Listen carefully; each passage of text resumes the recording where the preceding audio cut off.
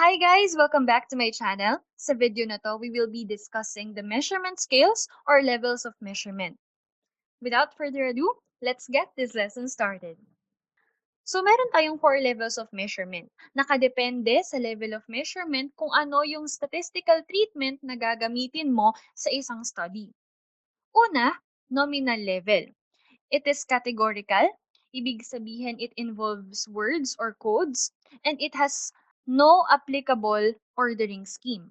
Kung mababalikan nyo yung previous video natin, nominal level talks about the qualitative variable. Example, classification of students based on gender. Okay, meron dyang category, mapagsasama-sama mo lahat ng male at female, pero hindi natin pwedeng masabi kung alin ba doon yung mas magaling kaysa sa isa. Hindi natin pwedeng ma-order sila based on a certain ordering scheme. Next, we have zip codes. Pag sinabing zip codes, ito yung mga numbers na ina-assign per city para ma-classify yung iba't ibang city na yon.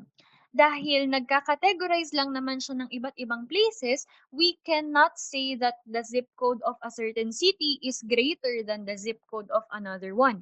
Hindi tayo pwedeng mag-order ng mga city based on zip codes. Ang ginagawa lang kasi ng zip codes, nagka-categorize lang siya. Next level of measurement is ordinal. It still classifies different data, pero may order na na-involved. However, hindi natin ma-identify yung difference between each value. Example, ratings, very satisfactory, satisfactory, and not satisfactory. Alam natin na ang satisfactory ay nasa gitna, tapos ang very satisfactory ay mas mataas kaysa sa satisfactory. At itong panghuli, yan yung nasa mas mababang level kaysa dito. Alam natin na ganun yung ordering nila, pero hindi natin alam ilang points ba ang nasa pagitan ng satisfactory at very satisfactory. Ilang points din ang nasa pagitan ng not satisfactory and satisfactory. Ito yung sinasabi na difference between each value is meaningless or cannot be determined. Isa pang example, class officers. Alam natin sa isang klase may president, may vice president, may secretary, may treasurer, at may auditor. Yan. Meron certain hierarchy of positions, pero hindi natin ma-determine kung gaano ba yung taas ng president sa vice president. Hindi natin ma-quantify yung difference between the ranking of vice president sa ranking ng treasurer. Pero alam natin na mas mataas ang VP kaysa treasurer. In other words, ordinal level suggests a certain ordering of variables, pero hindi natin ma-determine yung difference per order. Next is interval level. Interval level may be arranged in some order, tapos yung meaningful amount of difference niya madedetermine. And there is no zero starting point. So anong ibig sabihin ng interval level na to? Bigay tayo ng isang example, temperature. So, ang ibig sabihin ng interval level, sabihin natin mula 10 degrees Celsius and 15 degrees Celsius. Their interval is 5 degrees Celsius. At the same time, alam din natin na 20 degrees Celsius at ang 25 degrees Celsius, meron din silang interval na 5 degrees Celsius. So it means, alam natin na mas mataas itong 15 kaysa sa 10. So check natin to, may order. And we can see the meaningful amount of differences, this one. Tukoy natin kung gaano kataas si 15 degrees kaysa kay 10 degrees.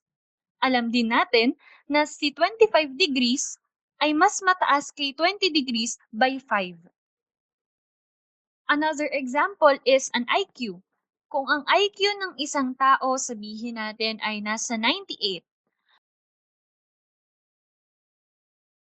tapos yung isang tao naman, ang IQ niya is 100.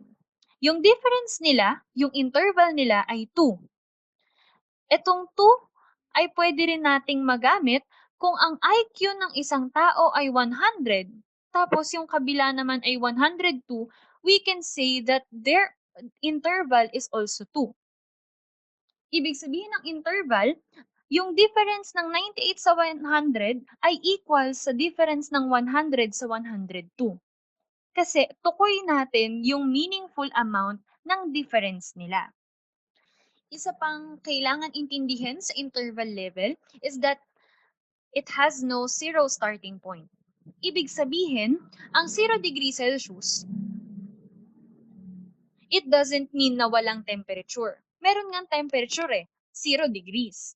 Hindi ibig sabihin na walang temperature. In fact, meron pa nga tayong mga temperature na negative. So, hindi 0 ang starting point. At the same time, kapag ang IQ ay 0, it doesn't mean na walang alam yung taong yon or walang intelligence yung taong yon. Nagkataon lang na yung score na nakuha niya ay 0. In other words, interval level does not include 0 as the absence of a certain variable. Pwedeng magkaroon ng negative kapag interval level, and that is very evident kung temperature yung pinag-uusapan natin. Para mas maintindihan kung paano to naiba, present natin yung pang-apat. Ang ratio level, kapareho lang siya ng interval pero meron siyang true zero. For example, area. Kapag ang area mo ay 0, ibig sabihin wala talaga. Wala kang na-measure. Or kapag ang test score mo ay 0, ibig sabihin wala kang score. Sa ratio level, dahil 0 ang starting point, bawal kang mag-negative. Wala namang negative na area.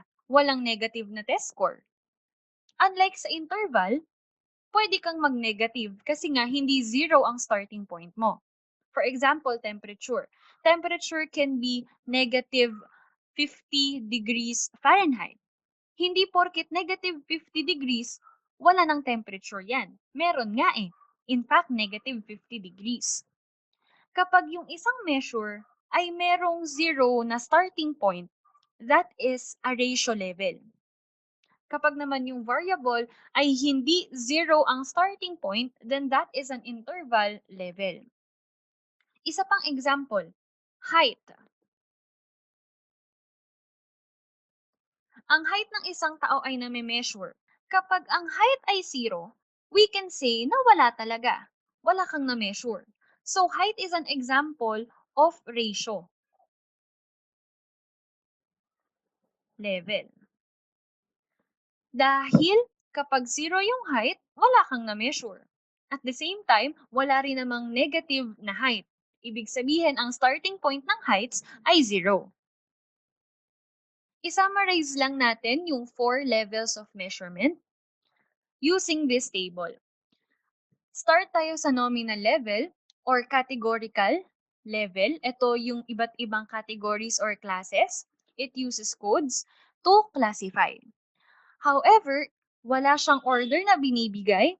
Hindi rin natin alam yung difference dahil nga walang order at wala rin tong absolute zero. Kung yung level naman of measurement ay ordinal, meaning nagka-classify din siya at nagbibigay ng order. For example, Vice President and Secretary. Alam natin na mas mataas si Vice President kaysa kay Secretary. Pero hindi natin makita yung meaningful difference or hindi natin ma-measure yung difference nila in terms of amount. At wala ding absolute zero or walang true zero starting point. Sa interval level naman, may classification, may order, may meaningful difference, pero wala siyang true zero na starting point. Ibig sabihin sa interval pwedeng mag-negative kasi hindi nga zero yung kanyang starting point. And finally, for ratio level, nagka-classify yan, nag-o-order yan, it gives meaningful difference, and it has a true zero starting point. Ang interpretation ng zero sa ratio level ay wala talaga at hindi pwedeng magkaroon ng negative values for ratio level. So that's it for the 4 levels of measurement. Nakadepende sa measurement scale or sa level of measurement mo kung ano yung statistical tool na gagamitin mo for your study. Thank you for watching and see you on the next video.